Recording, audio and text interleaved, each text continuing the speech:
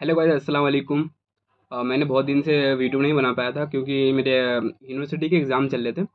तो आज हम लोग एक सीरीज़ बनाएंगे जिसमें हम लोग बात करेंगे जो फीमेल के जितने सारे डिजीज़ हैं। जैसे आपका हो गया ओलिगोमेनोरिया हो गया, जिसको यानी पीरियड्स आती ही बहुत कम आती है, जिसमें ब्लीडिंग बहुत ज़्यादा होता है, जिसमें पीरियड्स आती ही नहीं है, जिसमें primary oligomenorrhoea, secondary oligomenorrhoea, infertility, PCOD, PCOS, उसकी इंडोमेट्रोसिस, ये सारे डिजीज़ पे हम लोग बात करेंगे। तो आज हम लोग का पहला टॉपिक है, हम लोग बात करेंगे यानी डिस्मेनोरिया, जिसको हम लोग बोलते हैं कि पेनफुल, पेन के साथ ब्लीडिंग होना, वहाँ से आना, पेन के साथ पीरियड आना, उसको हम लोग डिस्मेनोरिया बोलते हैं। तो इसमें दो दो टाइप्स के होते हैं। तो पहले टाइप से जाने से पहले हम लोग बात करेंगे कि हम लोग इसमें देखने वाले क्या-क्या हैं, कि ये डिस्मेनोरिया होता क्या है? या उसके पैथोलॉजीज़ क्या हैं? उसके काउजेज़ क्या हैं? उसके ट्रीटमेंट क्या है? उसके यानी इलाज में तदाबीर, आईबीटी, रेजिमेंटल थेरेपी, हम लोग को यानी कि कौन सा एक्सरसाइज करेंगे, क्या चीज़ खाएँगे, वो सारी चीज़ हम लोग डिस्कस करने वाले हैं। उसके यानी कि यूनानी में क्या ट्रीटमेंट है, आयुर्वेदा में क्या ट्रीटमेंट है, उसके बाद एलोपैथी में क्या ट्रीटमेंट है, हम सारी चीज़ डिस्कस करने वाले हैं इस पे, तो बने रहिए लास्ट तक। तो हम लोग शुरू करते हैं कि डिस्मेनोरिया। डिस्मेनोरिया का मानी ये होता है कि यानी कि पेनफुल, पेनफुल और स्पास्मोडिक कंडीशंस के साथ क्या होता है, ब्लीडिंग होता है। तो ऐसे को क्या बोलते हैं, डिस्मेनोरिया बोलते हैं हम लोग।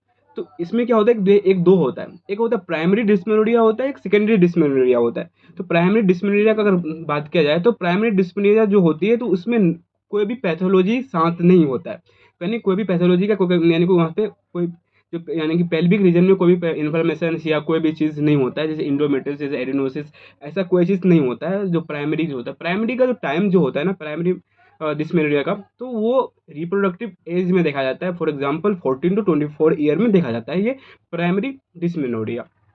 इसके साथ कोई भी पैथोजेनेसिस साथ में नहीं होता है, यानी प्राइमरी थोड़ा बहुत देखा जाता है। उसके बाद ये अधिक बार बार हो रहा है, उसके बाद एक दूसरा कंडीशन क्या होता है, सेकेंडरी डिस्मेनोरिया।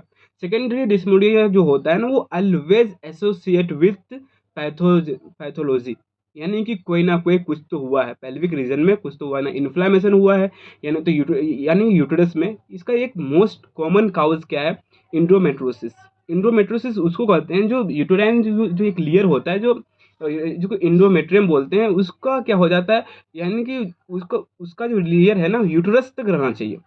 अगर वो यूटेरस से बाहर चले गया, फेलोपियन ट्यूब में चले गया और इसमें आपका सर्विक्स में आ गया, दिस इज कॉल्ड इंडोमेट्रोसिस। इस कंडीशन में क्या होता है ना, पेशेंट में जो इंडोमेट्रियम जो है वो क्या करता है ना, प्रोस्टाग्लैंडिन, एक हार्मोन है प्रोस्टाग्लैंडिन, ये सेक्रेट होता है, बहुत ज़्यादा सेक्रेट होने लगता है प्रोस्टाग्लैंडिन ई और prostaglandin E two, F two alpha and E two, ये ज़्यादा सेक्रेट होने लगता है, जिसके कारण पेन होना शुरू हो जाता है।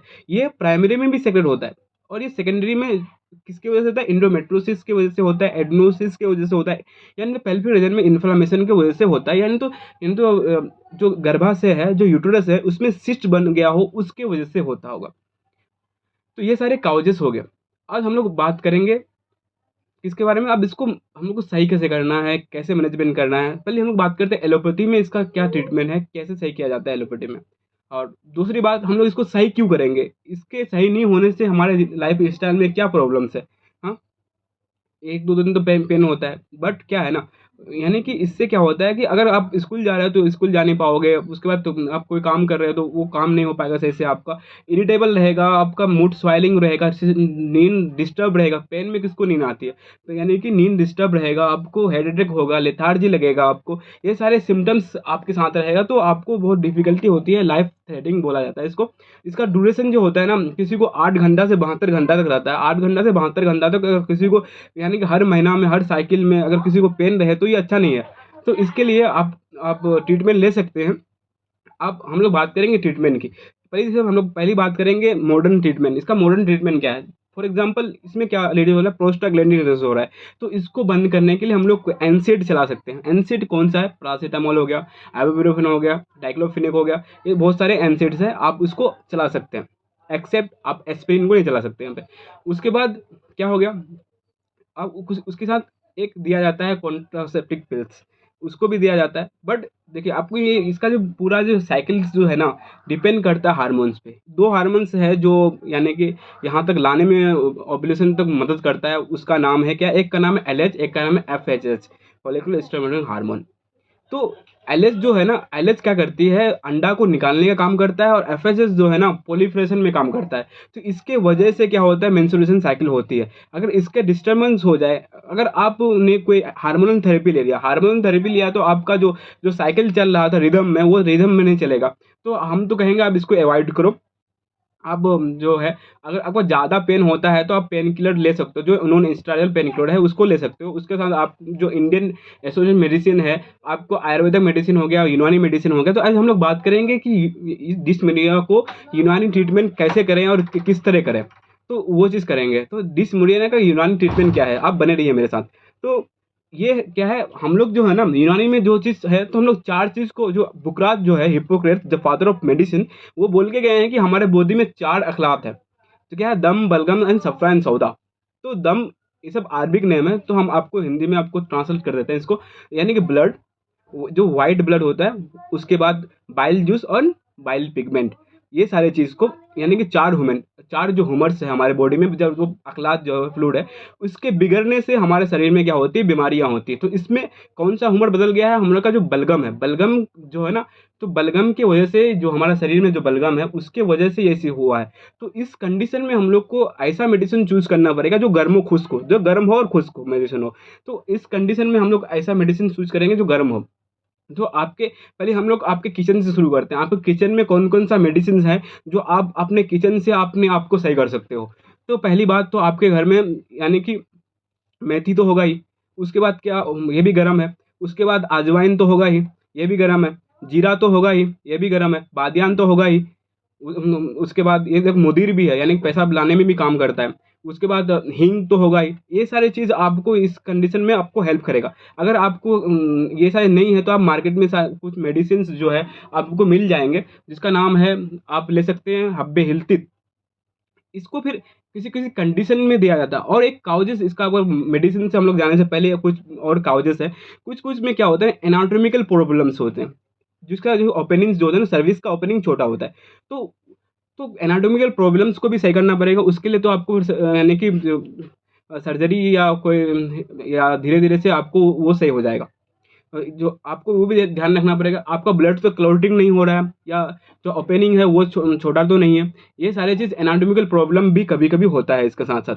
कभी-कभी ये भी देखा जाता है कि किसी को एनीमिया है, उसके साथ में किसी को क्या है ना, पेन के साथ ओलिगोमेनोरिया है, यानी कि पेन भी है और वहाँ से जो आ रहा है बहुत कम आ रहा है। ऐसा कंडीशन भी देखा गया है। तो हम लोग एक से पहले धीरे-धीरे से बात करेंगे। पहले हम लोग बात करेंगे किसका?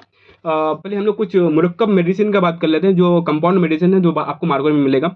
ऐसे आप जनरल बोलते हैं नाम आपको।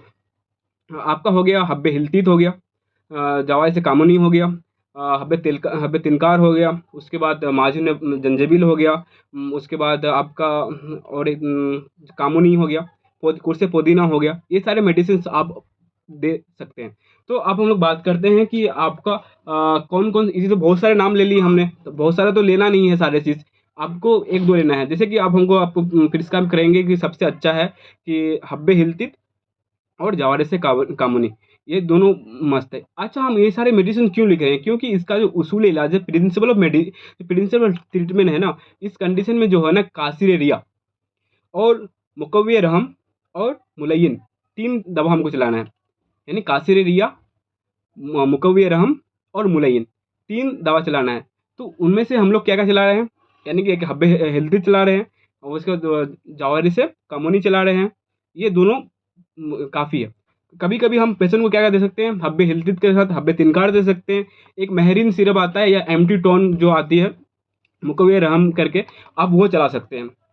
एम्प्टी टोन जो इसका है, आयुर्वेदा का मेडिसिन है, एक चरक्के का, तो आप उसको चला सकते हैं, नहीं तो मेहरीन सिरप चला सकते हैं आप। एक कॉम्बिनेशन आप दे सकते हैं। उसके बाद कोई आदमी ओबीस है, मोटा है, तो उसके लिए अलग ट्रीटमेंट है। उसको आप इत्रिफ्लेक्सनाइ हो गया, माजुन जंजीबिल हो गया, उसके बाद जवारी से कमोनी हो गया, नहीं तो जवारी से कोलेंजी हो गया। तो ये सारे आप उसको दे सकते हैं। अगर कोई पेशेंट को अगर एनीमिक है, उसके वजह से उसको यानी डिस्मेनोरिया हो रहा है, तो पहले आप उसको एनीमिक को ट्रीट करें, तब उसको साथ-साथ उसको मेडिसिन दें। उसके बाद किसी पेशेंट को क्या-क्या होता है ना, किसी को ओलिगोमेनोरिया होता है। फॉर एग्ज़ाम्पल ओलिगोमेनोरिया उसको बोलता है, जिसका यानी कि जो मेंस्ट्रुएशन जो है, पीरियड जो होता है, उसमें ब्लड कम आती है और पेन होती है। तो उसका ट्रीटमेंट अलग है। उसके बाद किसी भी पेशेंट को क्या है ना, पेट में गैस रहती है, सफरा बहुत ज़्यादा रहता है, यानी कि बहुत जलन होती है, उसका ट्रीटमेंट अलग है। और किसी को फिर क्या होती है उसके बाद अ, एक तो डिस्मेनोरिया भी है और ब्लीडिंग भी बहुत ज़्यादा हो रहा है, तो उसका एक लाइन ऑफ ट्रीटमेंट अलग होता है। तो ये सारे ट्रीटमेंट और ये सारे आप इसको आप ट्रीट कर सकते हैं। उसके बाद आप इलाज भी तदाबीर यानी कि रेजिमेंटल थेरेपी आप अपने आप कौन-सा चीज़ खाएँ, कौन-सा चीज़ ना खाएँ, उसके बाद आप कौन-सा एक्सरसाइज़ करें। अब इस दौरान जो डिस्मेनोरिया होता है, आपको हमेशा हो यानी कि 2 दिन पहले ही होता है। यानी कि आपको जो पीरियड आने के 1 दिन पहले होता है। तो इस दौरान आपके लाइफ़स्टाइल को थोड़ा चेंज करना पड़ेगा। फॉर एग्ज़ाम्पल थोड़ा एक्सरसाइज़ करना पड़ेगा। वो एक तो यानी कि हॉट बॉटल जो आती है ना, जो पानी गरम करके, तो वो सारी चीज़ आप लगा सकते हो, अप्लाई कर सकते हो। जैसे भी कि प आप खाने में पपीता यूज़ कर सकते हो आप, यानी कि ब्लैक टी विथ जंजीबिल, यानी फॉर एग्ज़ाम्पल यानी अदरक और आपको ब्लैक टी पी सकते हैं। इससे आपका क्या होगा, शरीर गर्म हो जाएगा और आपको डिस्मेनोरिया नहीं होगा इस कंडीशन में। तो एक चीज़ क्या क्या है ना कि आप लोग को टेंशन रहता है कि इसका साइड इफ़ेक्ट है होता है कि नहीं होता है। यानी कि दुनिया में जितने भी चीज़ है सबका साइड इफ़ेक्ट है, अगर आप उसको आप अकॉर्डिंग टू बॉडी के हिसाब से नहीं दे रहे हैं तो नहीं हो, यानी साइड इफ़ेक्ट होगा आपको। फॉर एग्ज़ाम्पल हमारी जो यूनानी जो काम करती है 4 चीज़ पे काम करती है। कौन-कौन? दम, बलगम, सफ़रा और सौदा। अगर फॉर एग्ज़ाम्पल हमको अगर क्या है यानी गरम बीमारी है, फॉर एग्ज़ाम्पल ऐसे अभी हमको तो गरम बीमारी है नहीं, ऐसे हम बोल रहे हैं। फॉर एग्ज़ाम्पल हमको अगर कोई गरम बीमारी है, अगर हम गरम दवा दे रहे हैं अपने आप को, तो हमको क्या होगा, इसमें साइड इफ़ेक्ट होगी, वो होना ही है। अगर हमको गरम-गरम को तो नहीं बुझा पाएगा, उसके लिए ठंडा चीज़ चाहिए। तो इस तरह से यानी कि इसलिए आप लोग खुद से मेडिसिन ना लें। आप किसी भी डॉक्टर से जाके सलाह लें। ये वीडियो सिर्फ़ आपके जो है ना, जो जितने सारे डाउट्स होते हैं उसको सॉल्व करने के लिए हम लोग बनाते हैं। और आप लोग को कि यानी कि क्या लेना है, क्या नहीं लेना है, इस पे आप अपने डॉक्टर से, नज़दीकी डॉक्टर से सलाह लें। तो आज के लिए इतना ही है डिस्मेनोरिया का, यानी कि ट्रीटमेंट कैसे करें, क्या इंतज़ाम है। तो बहुत-बहुत शुक्रिया यहाँ तक देखने के लिए। Thank you. मिलते हैं अगले वीडियो पे। यानी कि हम ज़्यादा ब्लीडिंग हो तो उसको कैसे रोकें। तब तक के लिए अल्लाह हाफ़िज़।